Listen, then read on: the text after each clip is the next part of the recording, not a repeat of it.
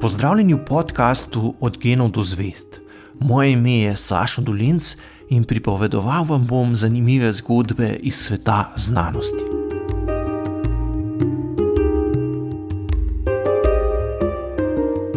Virusi so zelo nenavadni mikroorganizmi, saj so iznašli sistem, kako parazitski način življenja poenostaviti do skrajnosti.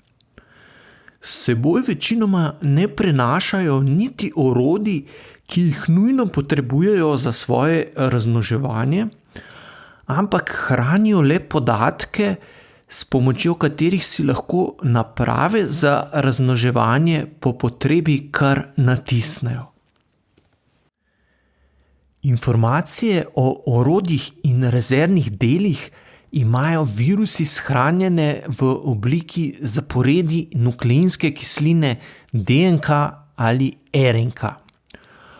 Uporabljajo lahko le en ali drug jezik za zapis genetske informacije, nikoli pa nima isti virus svojih podatkov shranjenih v obeh jezikih.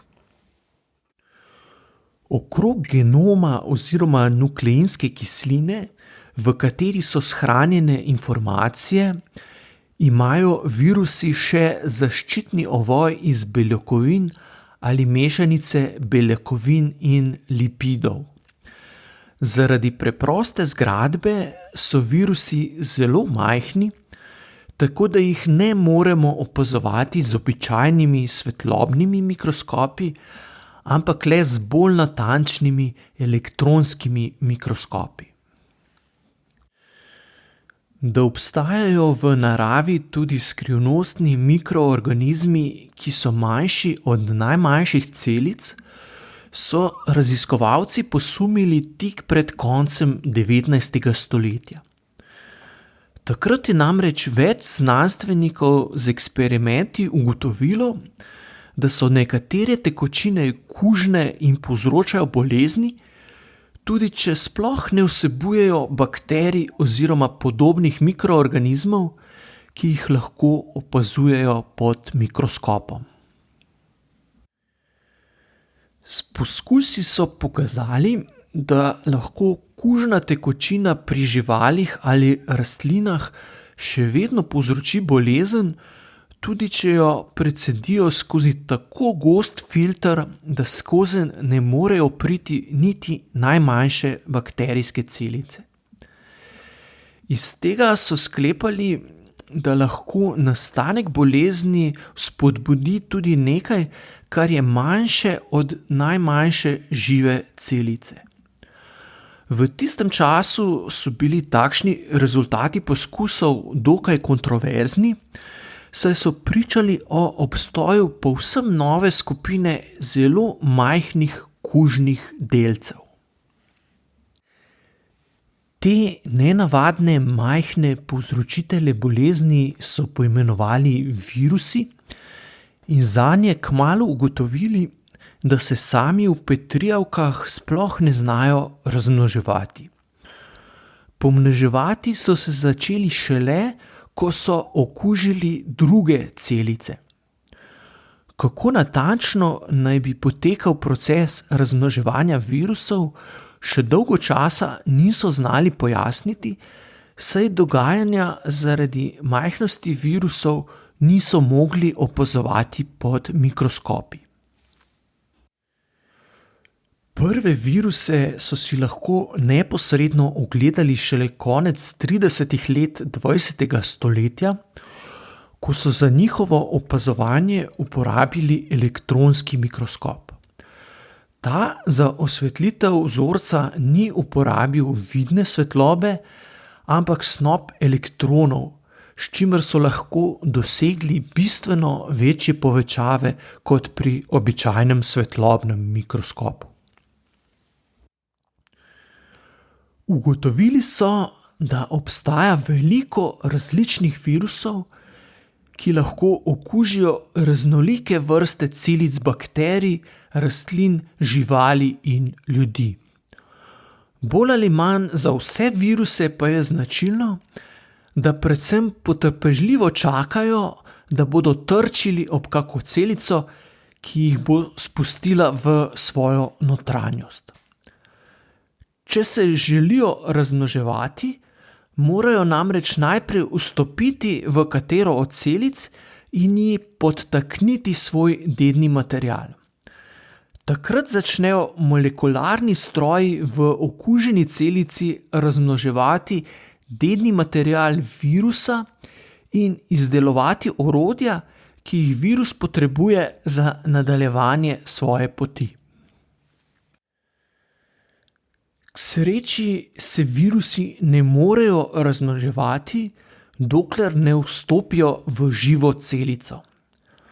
Pred vstopom pa se morajo na celico najprej pritrditi, kar storijo s pomočjo receptorjev oziroma nekakšnih molekularnih ključev in ključavnic v obliki beljakovin, ki se nahajajo na površini celic.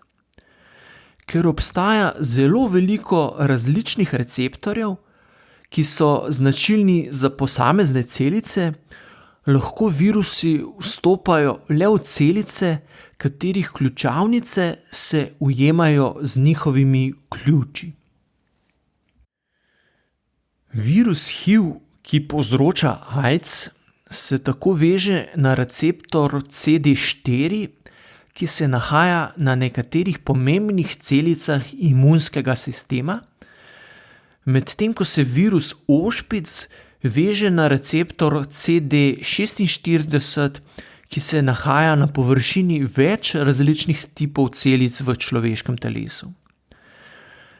Ker virus HIV napade in poškoduje celice telesa, ki so odgovorne za imunski odziv, bolniki z AIDS-em ne umrejo neposredno zaradi virusa, ampak zaradi posledic oslabljene imunosti. Koronavirusi imajo zaščitni ovoj zgrajen iz mešanice dvoplastnega lipidnega stroja in beljakovin, podobno kot je sestavljena tudi membrana človeških celic. Za novi koronavirus SARS-CoV-2 so ugotovili, da ima 4 strukturne beljakovine. 3, ki so jih poimenovali S, E in M, se nahajajo v ovojnici virusa, medtem ko drži beljakovina N skupaj genetski material oziroma informacije virusa v njegovi notranjosti. Da se novi koronavirus po principu ključa in ključavnice veže na človeško celico, je odgovorna beljakovina S v njegovi ovojnici. Konec januarja 2020 so znanstveniki pokazali, da se novi koronavirus prav preko beljakovine S veže na molekule AC2 na površini človeških celic. Ker se veliko receptorjev AC2 nahaja na površini celic v spodnjih delih pljuč, novi koronavirus napade in prizadene prav tkivo teh pljučnih predelov. Ugotovili so tudi, da ima virus SARS-CoV-2 celo večjo sposobnost vezave na receptor AC2 človeške celice, kot je bil to sposoben prvi virus SARS iz leta 2002. Ko se virus s pomočjo svoje beljakovine S veže na receptor AC2, se membrana virusa združi z membrano celice in vsebina virusa se sprosti v citoplazmo človeške celice. Pri tem se v celico prenese tudi pomemben tovor, saj se v mehurčku virusa nahaja njegov genom v obliki molekule RNK. Ključno za nadaljnje razmnoževanje virusa je, da je molekula RNK, ki se sprosti iz virusa, zelo podobna molekulam, ki jih sicer proizvaja človeška celica. Ima namreč obliko sporočilne RNK, kar pomeni, da se lahko nanjo vežejo ribosomi človeške celice in iz informacij, ki jih prenaša, zgradijo beljakovino. V procesu genskega prevajanja ali translacije se zaporedje baz v molekuli sporočilne RNK prevede v zaporedje aminokislin beljakovine. Pri tem pa je pomembno, da se v tem primeru v beljakovino ne prevede informacija, ki je prišla iz jedra človeške celice, ampak informacija, ki se je sprostila iz virusa. Ribosomi človeške celice iz virusnega genetskega materiala proizvedejo beljakovino imenovano RDRP ali RNK replikaza. Ta beljakovina deluje kot encim in je za virus zelo pomembna, saj zna pomnoževati molekule RNK, česar človeške celice same po sebi ne znajo. S pomočjo tega novega encima RNK replikaze se lahko sedaj molekula RNK, ki je v celico prišla iz virusa, pomnožuje. Vendar se molekula včasih pomnoži le delno, kar pomeni, da nastanejo tudi krajše molekule RNK. In izkazalo se je, da so ti krajši odseki navodil ravno tisti, po katerih ribosomi izdelajo še beljakovini M in E, ki jih virus potrebuje za svojo ovojnico. Ker se vse to dogajanje običajno odvija v bližini membrane celice, se lahko proizvedena molekula RNK z beljakovinami kar zapakira v del membrane celice in se odcepi v obliki majhnega mehurčka. Na ta način se koronavirus razmnoži in odpotuje naprej, da okuži nove celice. Znanstveniki se sedaj trudijo, da bi odkrili način, kako novemu koronavirusu preprečiti razmnoževanje in širjenje. S poskusi v laboratoriju so že pokazali, da aktivnost encima RNK replikaze upočasnijo ioni cinka, a so eksperimenti, kako bi to spoznanje uporabili pri zdravljenju, še v začetni fazi. Težava je namreč, kako ione cinka spraviti skozi membrano v okužene celice. Po nekaterih raziskavah lahko ione cinka v celico vnaša klorokin, ki je sicer zdravilo proti malariji. Razmnoževanje RNK virusov, med katere spada tudi novi koronavirus, uspešno zavira spojina imenovana remdesivir, ki prav tako vpliva na aktivnost encima RNK replikaze, razvili pa so jo kot zdravilo za ebolo.